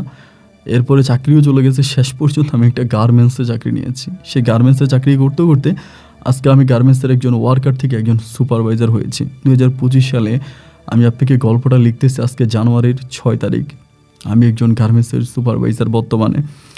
আপন ভাই বলার মতো কোনো ভাষা নেই। আমি বেশিরভাগই নাইট ডিউটি করি, আর নাইট ডিউটি করলে আমি প্রতিটা রাতে আপনার গল্প শুনি।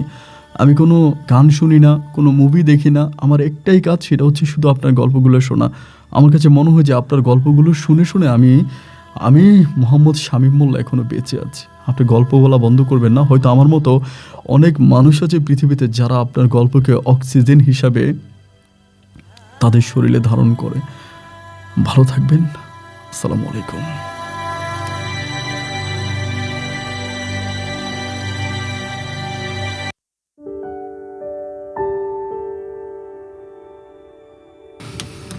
প্রিয় বন্ধুরা, সবাইকে অনেক বেশি ধন্যবাদ এতক্ষণ পর্যন্ত চট্টগ্রামের ভাই শামীম মোল্লার জীবনের বাস্তব গল্পটা আমার মুখে শোনার জন্য। বন্ধুগণ, গল্পটা আসলেই খুবই কষ্টকর ছিল। আমার নিজের কাছে অনেকটা কষ্ট লেগেছে।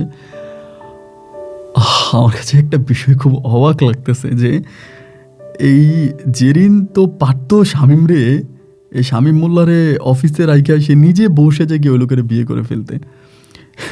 কিন্তু কেন সে তার মানে সত্যি অনেক কষ্ট হচ্ছে ভাই। আমার হাসি যে দিচ্ছি মানে মানে লাইক মনে হয় যেন কলিজাটা ফেটে যাইতেছে যে কীভাবে মানে স্বামীর অফিস থেকে ডেকে এনে তার স্বামীকে সাথে রেখে তার বউসায় যা ওই স্বামী আবার রেস্টুরেন্টে নামাই দিয়ে আসলো, সেখানে সে অন্য কাউকে বিয়ে করে বিদেশে চলে গেল।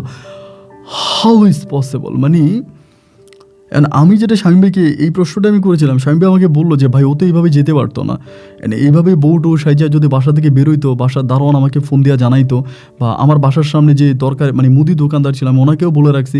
আর আমি ওই মানে আমার বাসার দারোয়ানকে আমি খুব ভালোভাবে বলে যে বাসা থেকে বেরোয় যেতে আমাকে ফোন দেয়। তো যদি বাসা থেকে এভাবে বের হইতো তাহলে তো আমি খুঁজতে বেরোইতাম, যেতে পারতো না। এজন্যই ওই বুদ্ধিটা খাটিয়ে আমাকে ব্যবহার করেছে। বাট বিষয়টা খুবই অবাক করা একটা বিষয় যে নিজের স্বামীর সামনে বসে যে আবার স্বামী ড্রপ করে দিয়ে সে ওই লোককে বিয়ে করলো। আল্লাহর কাছে হাত তুলে আমি এই আল্লাহ ওদেরকে হয় হেদায়েত করুক, না হয় ওদেরকে গজব দেখ। কারণ এই সমস্ত খারাপ নারীগুলোর কারণে আমাদের সমাজে আমার যে ভালো বোনেরা আছে তাদের স্বামীর সাথে সংসার করে, এরা কলঙ্কিত হচ্ছে। বিশ্বাস করেন, আমি আমার জীবনের গল্পের অনুষ্ঠানে এরকম নারীও পেয়েছি, স্বামী 9 বছর 10 বছর পর্যন্ত ইউরোপে গিয়েছে, ওখানে কাগজ হয় না, ডকুমেন্ট হয় না, 8 বছর 10 বছর পড়ে আছে আমেরিকাতে, কানাডাতে, অস্ট্রেলিয়াতে, বিভিন্ন কান্ট্রিতে পড়ে আছে, ডকুমেন্ট হয় না, বাংলাদেশে আসতে পারে না। এই বউগুলা 5 ওয়াক্ত নামাজ পড়ে আল্লাহর কাছে কান্নাকাটি করে, রোজা রেখে নিজের যৌবন কন্ট্রোল করে, নিজের শরীরের চাহিদা কন্ট্রোল করে, রোজা রেখে আল্লাহর কাছে প্রার্থনা করে স্বামী যেন ফিরে আসে।